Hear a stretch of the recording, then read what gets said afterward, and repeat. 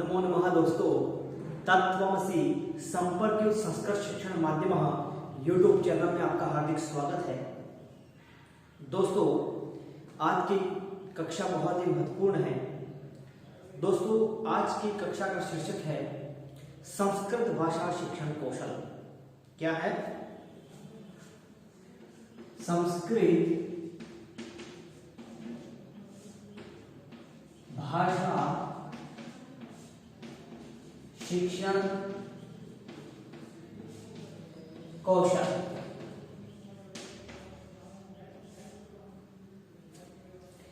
दोस्तों, शिक्षण कौशल क्या होता है?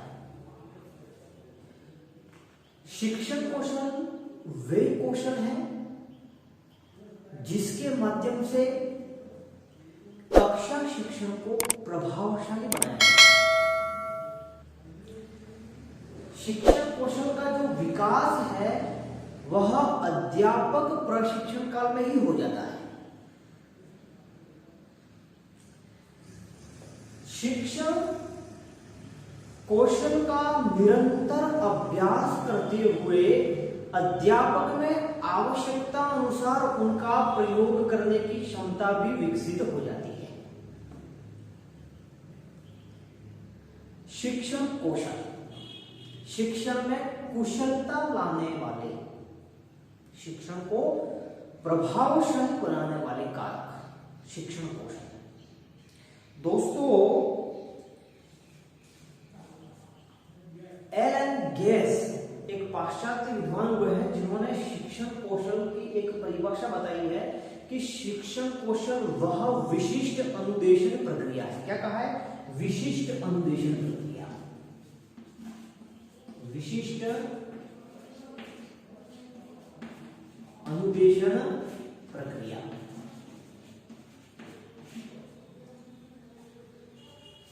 जिसे अध्यापक अपनी कक्षा में इसका प्रयोग करता है। शिक्षण क्रम के जितने भी रूप हैं, यहां हम कह सकते हैं शिक्षण क्रम की जितनी भी क्रियाएं हैं उन क्रियाओं से संबंध रखता है शिक्षण कौशल। शिक्षण कौशल क्या कहा एक तो में? शिक्षण कौशल वह विशिष्ट अनुदेशन प्रक्रिया है जिसे शिक्षक अपनी कक्षा में शिक्षण कार्य करवाते समय उसका प्रयोग करता है। दूसरी बात क्या बताई कि ये जो शिक्षण कौशल है, शिक्षण कौशल वह शिक्षण क्रम की जितनी भी क्रियाएं होती है उनसे अपना संबंध रखता है। अध्यापक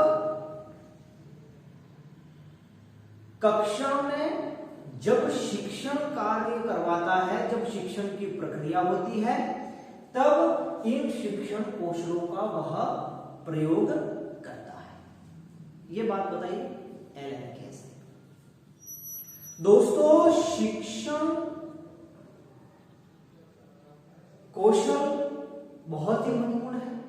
अगर हमें भाषा को सीखना है या किसी भी भाषा की, कोई भी भाषा की, अगर हमें भाषा को सीखना है तो हमें इन कौशलों का ज्ञान अत्यावश्यक है। किसी भी भाषा को सीखने के लिए मूलभूत 4 कौशल माने गए हैं और इनका मनोवैज्ञानिक तरीके से इनके क्रम का निर्धारण किया गया है। भाषा शिक्षण में इन चारों कौशलों का विशेष महत्व है। ये चारों कौशल कौन कौन से हैं? पहला है श्रवण कौशल। श्रवण कौशल। दूसरा है भाषण वदन या वाचन कौशल। वाचन कौशल। और तीसरा है पठन कौशल।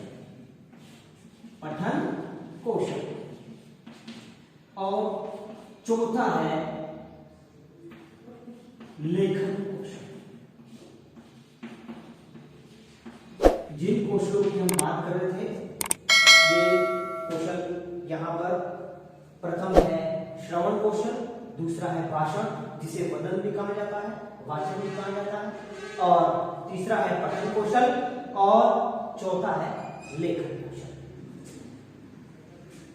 इसका अर्थ होता है, हम कह सकते हैं सुनना, श्रवण का मतलब होता है सुनना, भाषण वदन या वाचन का मतलब होता है बोलना, और पठन का मतलब है पढ़ना, सीधा सा अर्थ निकलता है, और लेखन कौशल का मतलब होता है लिखना। दोस्तों यहां पर अगर हम उनके उद्देश्यों की अगर बात करें, इनकी बात करें, क्या उद्देश्य? प्रथम कौशल बताया गया है श्रवण कौशल। श्रवण कौशल का क्या उद्देश्य है?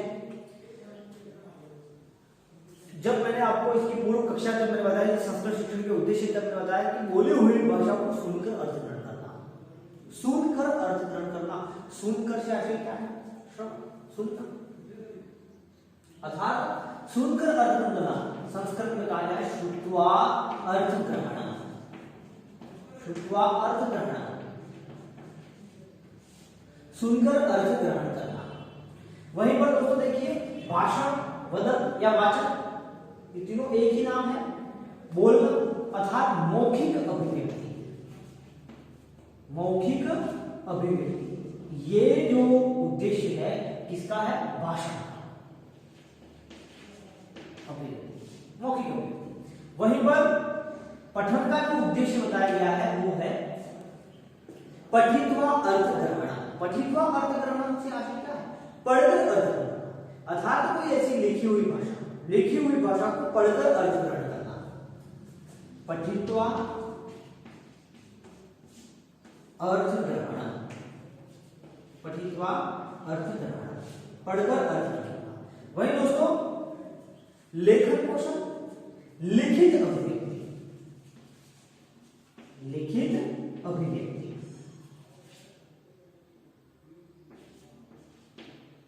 लिखित अभिव्यक्ति। बोलकर अपने विचारों को भाषा में अभिव्यक्त करना, मौखिक अभिव्यक्ति। वहीं लिखकर अपने विचारों को भाषा में अभिव्यक्त करना, लिखित अभिव्यक्ति। तो यहां पर चार कौशल तो बताए, और उन चार कौशलों के मैंने यहाँ पे उद्देश्य आपको बताए। दोस्तों बहुत ही महत्वपूर्ण है संस्कृत भाषा शिक्षण कौशल, ये भाषा के कौशल है चार। अब देखिए दोस्तों, यहां पर अधिकतर परीक्षाओं में पूछा जाता है इनका आरोही क्रम और अवरोही क्रम, तो इसको भी पढ़ लेते हैं हम। आरोही क्रम और अवरोही क्रम क्या होता है?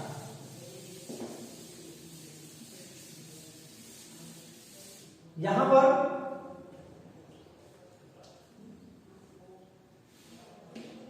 ये एक सोपान बनाया गया है सीढ़ी की तरह।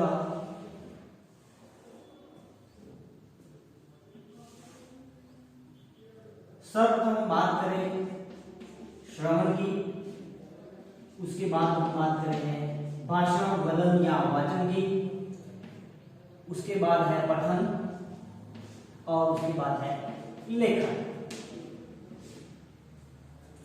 दोस्तों यहां पर सर्वप्रथम जो बताया गया है क्रम के अनुसार वो है श्रवण, पहला, तत्पश्चात भाषण, उसके पश्चात पठन, और उसके पश्चात लेखन। ये जो क्रम बताया गया है यहां से शुरू, श्रवण, भाषण, पठन, ये क्रम है दोस्तों आरोही क्रम।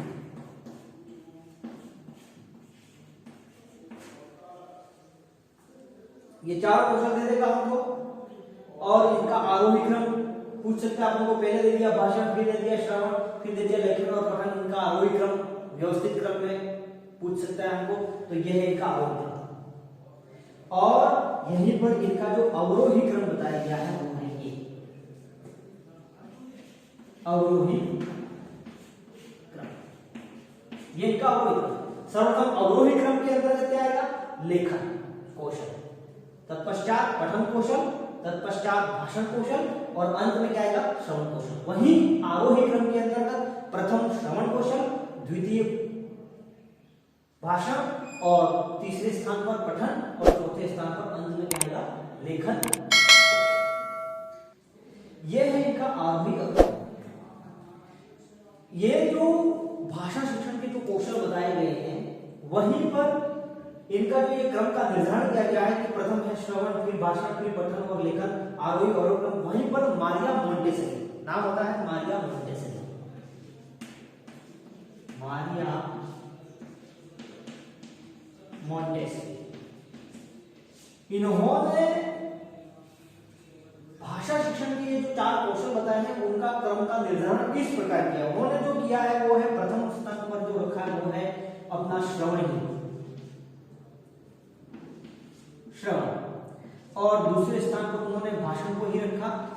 लेकिन यहाँ पर तीसरे कौशल और चौथे कौशल को उन्होंने परिवर्तन कर दिया। इन्होंने पहले ले लिया यहाँ पर लेखन को ले लिया और अंत में लिखा उन्होंने पठन कौशल को। अब मारिया मोंटेसेरी का मानना ये था कि बच्चा जो है, छात्र जो है, उसको सबसे पहले तो उसको वो सुनेगा, सुनने के बाद में अगर अर्थ ग्रहण करेगा, उसके बाद उसकी मौखिक अभिव्यक्ति होगी। मतलब ये दोनों क्रम तो उन्होंने वैसे ही रखे, लेकिन यहां पर कहा कि बच्चे को पहले पढ़ने से पहले, पठन से पहले उसको लिखना सीखना होगा। अगर उसको लिखना आ गया तो वो अपने आप पढ़ना भी सीख जाएगा। ये किसका मानना था, मारिया मोंटेसेरी। अधिकतर परीक्षाओं में ये प्रश्न पूछा जा चुका है दोस्तों। मोस्ट इंपोर्टेंट बात है कि मारिया मोंटेसेरी के अनुसार जो भाषा शिक्षण के कौशल का क्रम क्या है, ये क्रम। अगर आपको सामान्य पूछा जाए, सामान्य भाषा शिक्षण के कौशल के अंतर्गत पूछा जाए तो ये, अगर व्यक्ति विशेष नाम से अगर पूछा जाता है मारिया मोंटेसेरी के अनुसार, तो आपको ये क्रम याद रखना पड़ेगा, अपने मस्तिष्क में बिल्कुल सेट कर लीजिए इसको कि मारिया मोंटेसेरी के अनुसार भाषा शिक्षण की कौशल। उन्होंने लेखन को पहले लिया और पठन को। बच्चे को पहले लिखना सिखाओ, पढ़ना तो वो अपने आप सीख लेगा, ये मानना था मारिया मोंटेसेरी।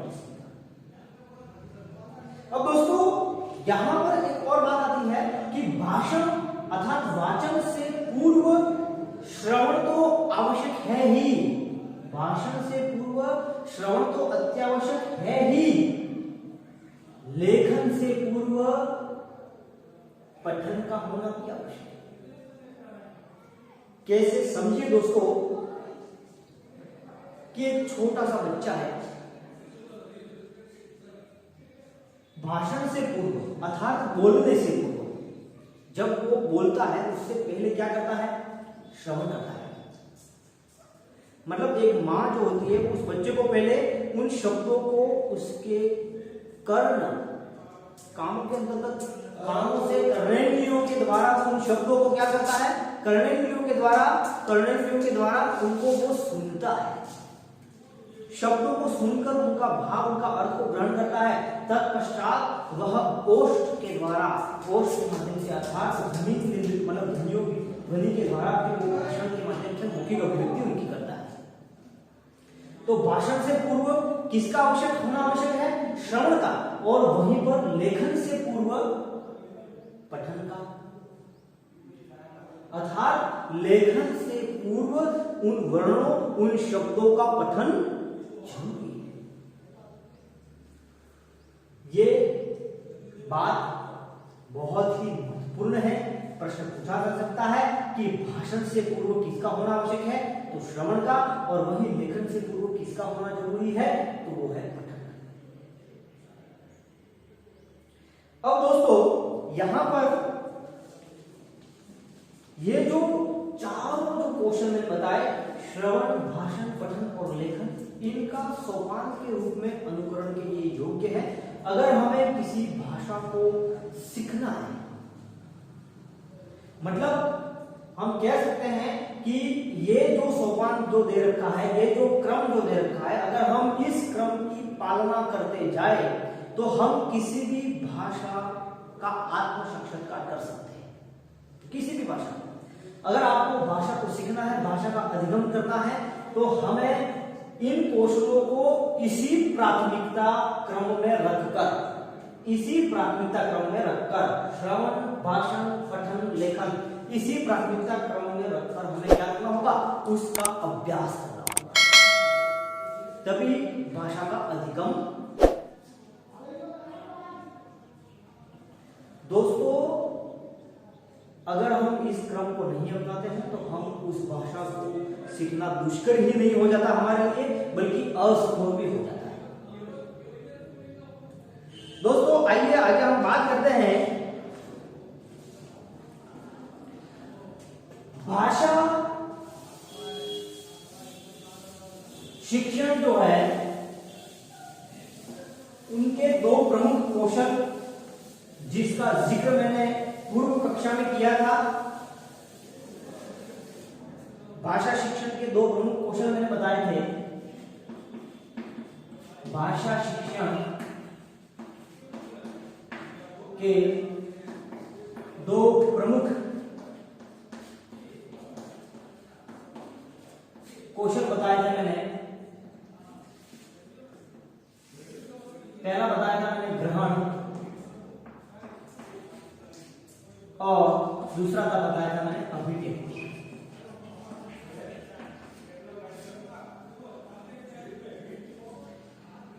ग्रहण के अंदर मैंने बताया था कि बोली हुई भाषा को सुनकर अर्थ ग्रहण करना, सुनकर अर्थ करना, सुनना, श्रवण,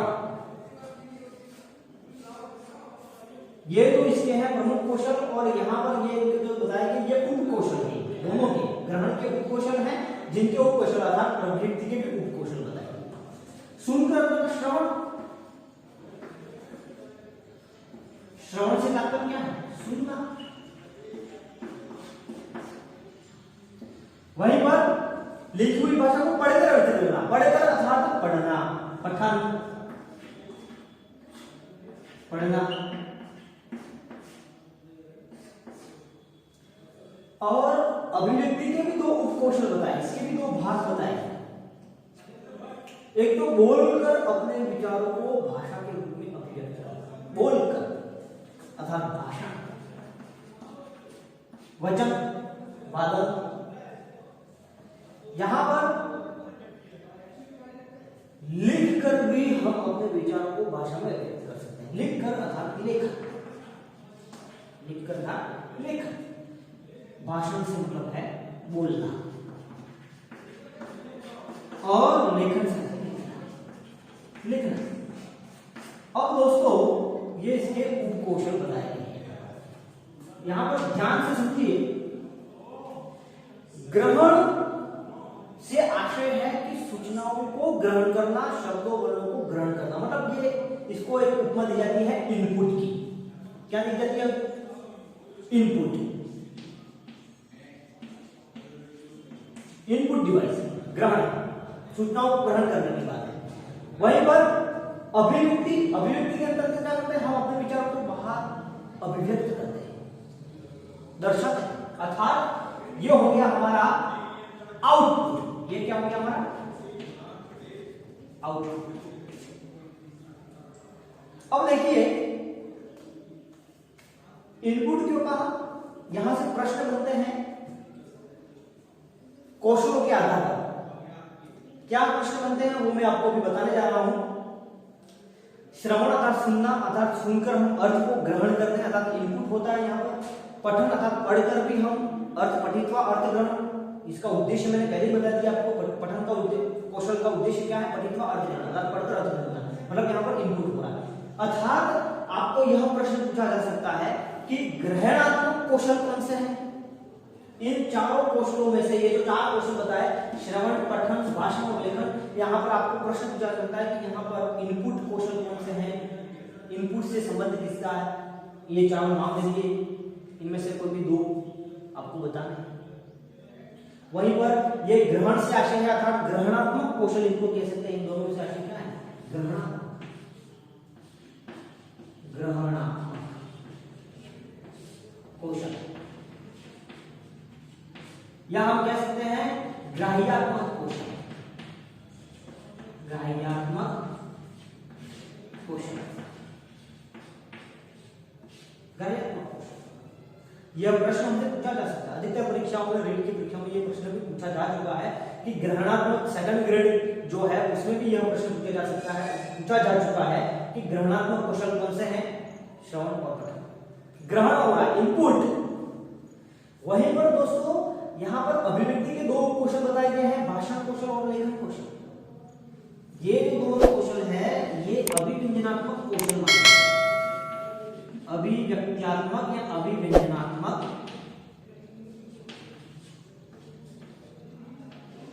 अभिव्यंजनात्मक कौशल। दो दो के जोड़े बना के दे देगा और पूछ लेगा कि अभिव्यंजनात्मक कौशल कौन कौन से हैं।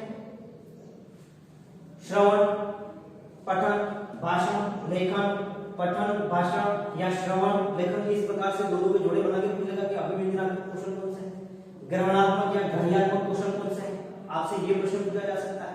तो दोस्तों ये पूरा माइंड सेट कर लीजिए यहाँ पर कि भाषा शिक्षण के दो प्रमुख क्वेश्चन बताए गए हैं, एक तो ग्रहण है और एक बताया गया अभिव्यक्ति। ग्रहण बताया गया इनपुट और अभिव्यक्ति बताया गया है आउटपुट बताया गया है। वहीं पर ग्रहणात्मक कौशल के अंतर्गत दो कौशल आते हैं। यहाँ पर यह बात स्पष्ट हो जाती है कि श्रवण कौशल और पठन कौशल का उद्देश्य क्या है, ग्रहण। मोस्ट इंपोर्टेंट बात, श्रवण कौशल और पठन कौशल का उद्देश्य क्या है, क्या उद्देश्य है, ग्रहण। वहीं पर दोस्तों भाषण कौशल और लेखन कौशल का उद्देश्य क्या है, अभिव्यक्ति। क्या है, अभिव्यक्ति। यह भी प्रश्न पूछा जा सकता है कि भाषण और लेखन कौशल का उद्देश्य क्या है, वो है अभिव्यक्ति। आपको यह प्रश्न भी पूछा जा सकता है कि अभिव्यंजनात्मक कौशल कौन कौन से हैं, भाषण कौशल और लेखन कौशल। वहीं पर ग्रहणात्मक और ग्रहणात्मक कौशल कौन से हैं, श्रवण और पठन। तो इस चित्र को भी आप अपने मस्तिष्क में बिल्कुल बैठा दीजिए, क्योंकि यहां से अधिकतर प्रश्न जो है वो पूछे जा चुके हैं और पूछे जा भी सकते हैं। Most important.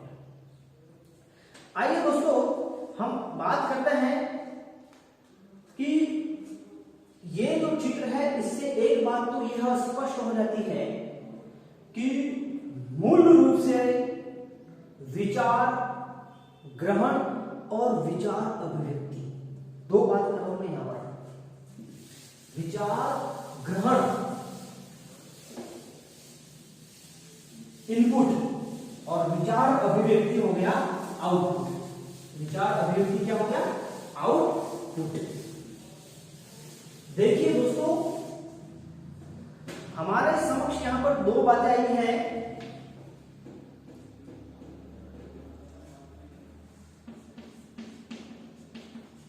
विचार ग्रहण और एक बात आई है हमारे यहां पर विचाराभिव्यक्ति।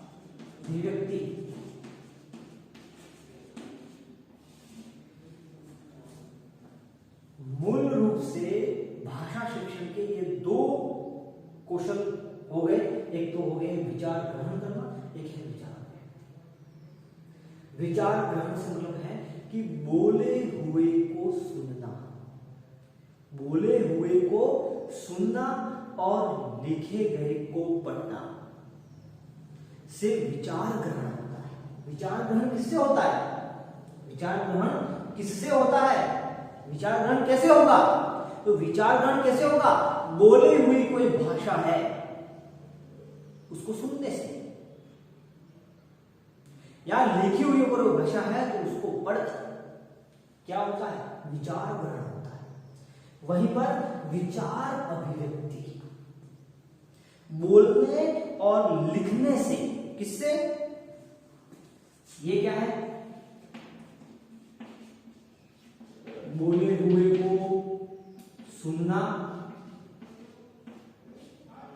व लिखे गए को पढ़ना, इससे क्या होता है, विचार ग्रहण होता है। क्या होता है, इससे विचार ग्रहण होता है। वहीं पर विचार अभिव्यक्ति बोलने व लिखने से क्या होता है, विचार अभिव्यक्ति, बोलने और लिखने से विचार अभिव्यक्ति। आइए दोस्तों हम बात करते हैं कि विचार ग्रहण और विचार अभिव्यक्ति से जो कौशल हमने पढ़े, चार कौशल, श्रवण कौशल, भाषण कौशल, पठन कौशल और लेखन कौशल, ये भाषा शिक्षण के लिए अत्यंत महत्वपूर्ण है।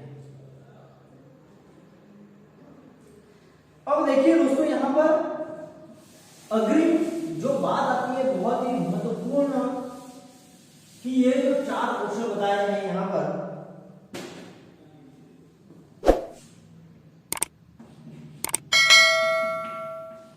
श्रवण, भाषण, पठन और लेखन, ये भाषा के 4 कौशल हैं। किसके कौशल हैं? भाषा के 4 कौशल हैं। श्रवण कौशल, भाषण कौशल, पठन कौशल और लेखन कौशल। दोस्तों,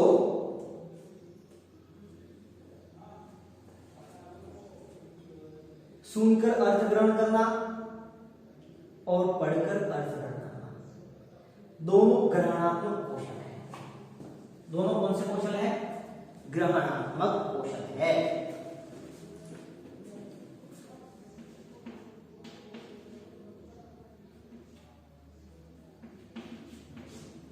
ग्रहण से संबंधित है दोनों। किससे संबंधित है? ग्रहण से संबंधित है।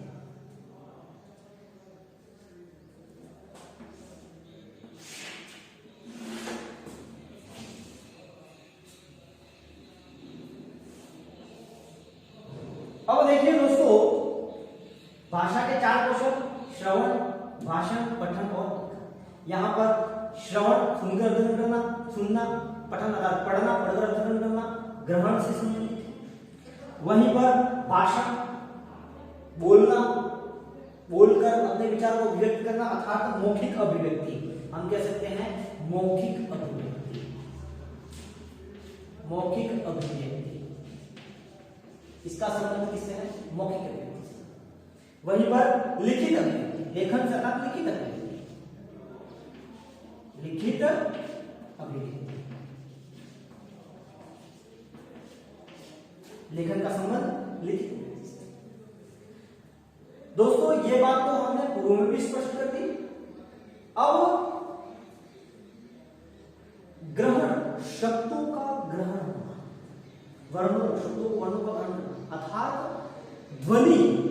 अगर जब ऐसी कहावत सुनने में आती है कि जो जन्मजात बहरा होता है वह बोल नहीं सकता है, जब तक उसमें श्रवणेंद्रियों के द्वारा, कर्णेंद्रियों के द्वारा जब वो ध्वनि उसके अंदर वो श्रवण नहीं करेगा तब तक वो बोल नहीं सकता है। तो यहां पर श्रवण और पढ़ना, जब वो उन शब्दों को पढ़ेगा ध्वनियां, तो यहां पर श्रवण और भाषण अर्थात बोलना, जब अपन बोलेंगे तब जब अभिव्यक्ति होगी तब हमारे मुख से क्या होगी? ध्वनि उत्पन्न होगी। अर्थात हम कह सकते हैं श्रवण और भाषण ये दोनों जो है वह ध्वनि विज्ञान से संबंधित। किससे संबंधित है?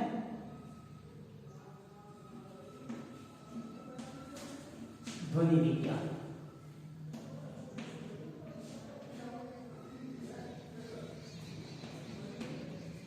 ध्वनि विज्ञान।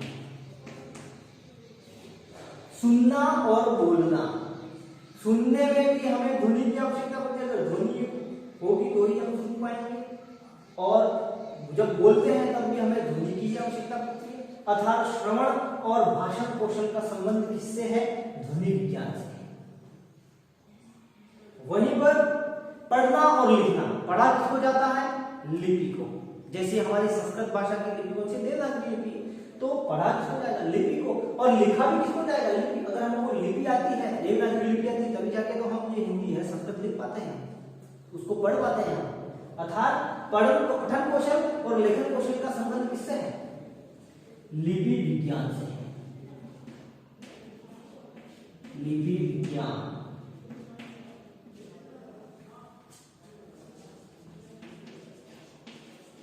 लिपि विज्ञान।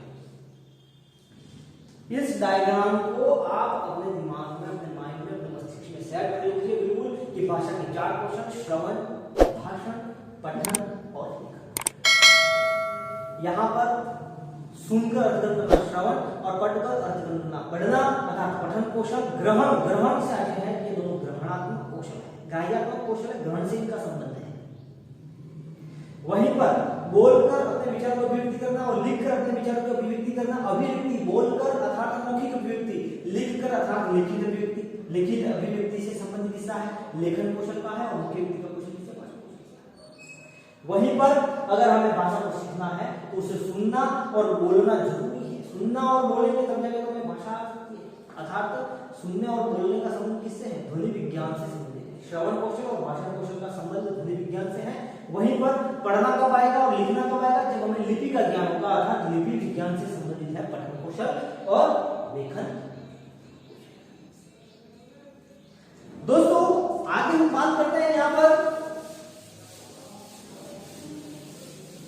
श्रवण कौशल और पठन कौशल। ये बुद्धि के आधार है। क्या है दोस्तों? बुद्धि के आधार।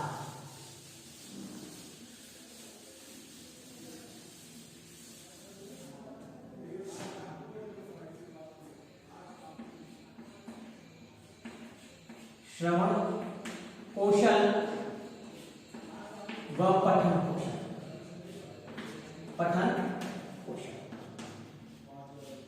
ये दोनों जो है वो बुद्धि के आधार है। किसके आधार है? बुद्धि के आधार। समझिए, बुद्धि का जो विकास होता है वह सुनने और पढ़ने से होता है। श्रवण कौशल और पठन कौशल का संबंध किसे है? बुद्धि का आधार। अब श्रवण और पठन कौशल बुद्धि के लिए क्या है? तो ये बुद्धि के लिए, ये दोनों जो है वह बुद्धि के लिए जो है वो इनपुट है। इनपुट डिवाइस का काम करते हैं ये लोग। सूचनाओं को आपकी बुद्धि तक पहुंचाने, आपके मस्तिष्क तक पहुंचाने का काम जो करता है वो ये श्रवण और पठन कौशल काम करता है। इसलिए ये बुद्धि के लिए क्या हो गए? इनपुट। किसके लिए हो गए? बुद्धि के लिए। बुद्धि के लिए, बुद्धि के लिए क्या हो गए? इनपुट हो गए। और वहीं पर भाषण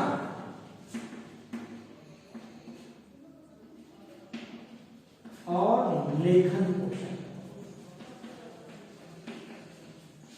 ये बुद्धि के लिए क्या हो जाएंगे?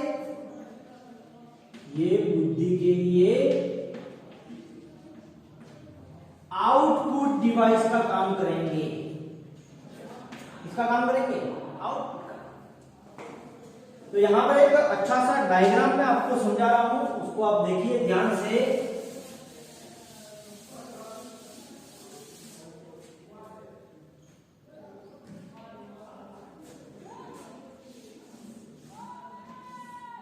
ये है हमारी बुद्धि।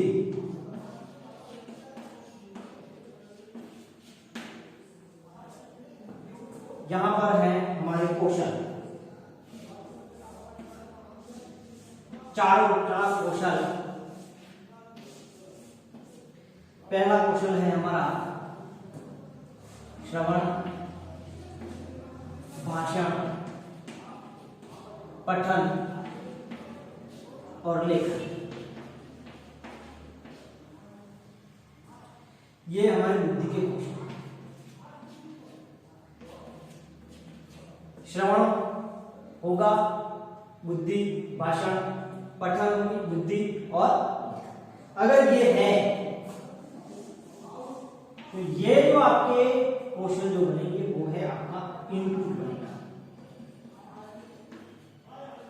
क्या बनेगा आपका? इनपुट। और भाषा और लेखन कौशल जो है वो आपके क्या बनेंगे? आउटपुट बनेंगे।